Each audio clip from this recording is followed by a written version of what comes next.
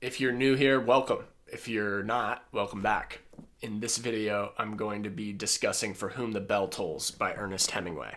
It's one of the greatest war novels ever, and it's full of some great dialogue. I know this book looks kind of long, but for me at least, the experience of reading it wasn't that of a slog. It moved along pretty quickly. My aim with this video is to introduce you to the novel, give you a summary of it, and eventually I will be giving a few things away that happen towards the end of the novel, and then give you a little bit of my interpretation, some analysis of the book, and then we can go on our merry ways. Okay, so the first thing you need to know about the plot of the novel is that it revolves around a bridge. That's why there's a bridge on the cover. An American named Robert Jordan, who's fluent in Spanish, is in Spain. He's a volunteer in the war effort. This is the Spanish Civil War we're talking about here. He has been assigned a mission, and his mission is to blow up this bridge so that the fascists can't use it. He arrives at this cave where there is a band of characters who are the other main characters in the story, and there's a lot of tension because this mission has high stakes. There's a character named Pablo who's kind of the antagonist of the story, who at different points in the novel really doesn't want this bridge to be exploded for various reasons. There's so much conflict, in fact, that builds up through some really amazing dialogue in the first half of the novel that kind of gets the characters to a point where people are like, Robert, you should kill Pablo. Pablo needs to go. Like, this guy is nothing but trouble.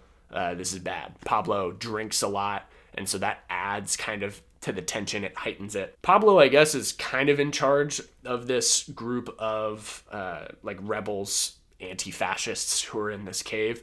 But in practice, the woman who he's with, a character named Pilar, really is the one who is kind of running things. So there's a small band of people who are hiding out in this cave that's not too far away from the bridge that is ideally to be exploded. Some of the other characters of note that are in this cave are a character named Maria, with whom Robert falls in love. Maria has a lot of trauma that she's carrying with her. She was raped earlier in the Civil War. There's also a character named Anselmo, who's an older man that Robert really likes a lot.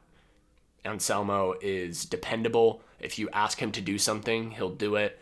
And I think Anselmo represents a lot of what Hemingway and Robert Jordan, the character Robert Jordan, the two kind of share a lot of similarities. Anselmo represents what they love about Spain, I think. Anselmo's pretty humble. He's pretty down to earth.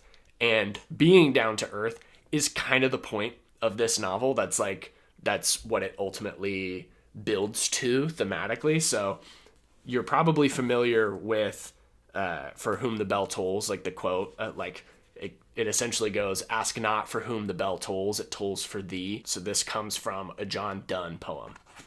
No man is an island, entire of itself. Every man is a piece of the continent, a part of the main. If a clod be washed away by the sea, Europe is the less, as well as if a promontory were, as well as if a manor of thy friends, or of thine own were.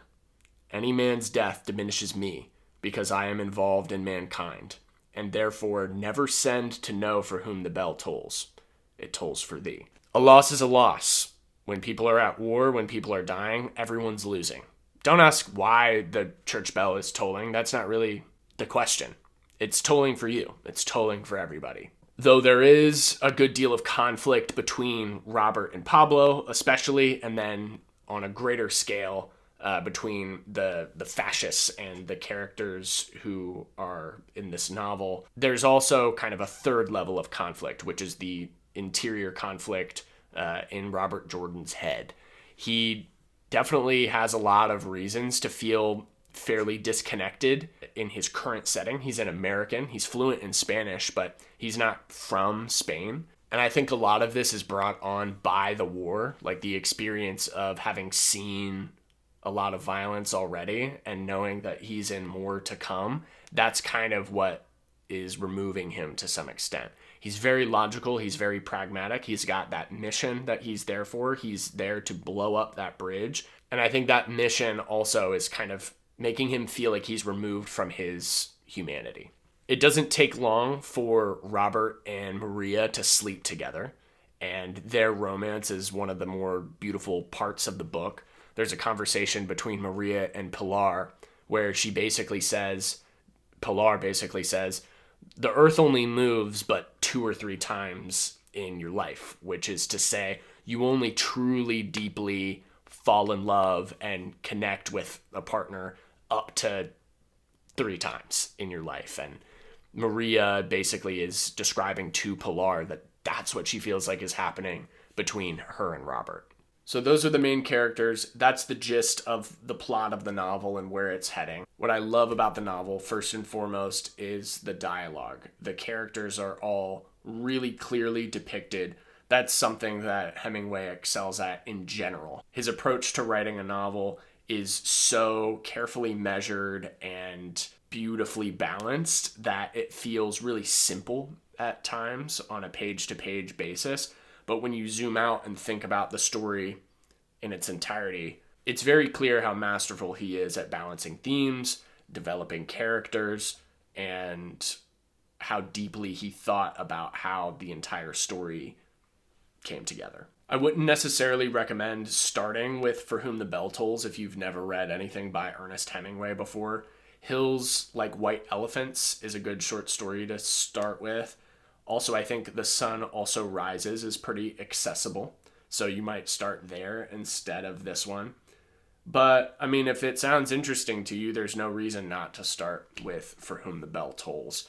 There's nothing overly confusing about the story. He very cleverly represents how Spanish is spoken in Spain during this time period. There are a lot of formal these and thous in the dialogue, and that is kind of representing how the characters really speak. Though the scope of this novel is really broad, what really makes it stick with me is how deep the emotions of it all are. The poise and dignity and assuredness of the main character, Robert Jordan, makes this a really zen read too. There's a focus to the prose that really stands out, even compared to some of the other Ernest Hemingway novels that I've read. And I can't stress enough that though this is almost a 500-page novel, it really did move quickly for me. I enjoyed it from start to finish. It was very influential. I'm sure there were lots of writers who came after Hemingway who read this and thought of this as the novel because it's taking on something as big as war, bringing it down to a really human level, and it leaves you with a lot to think about. If you love this novel, let me know why in the comments. And if you got something out of this video, definitely consider subscribing if you haven't already. This has been a brief summary of For Whom the Bell Tolls by Ernest Hemingway with a little bit of analysis sprinkled in. Take it easy, and I'll see you in the next one.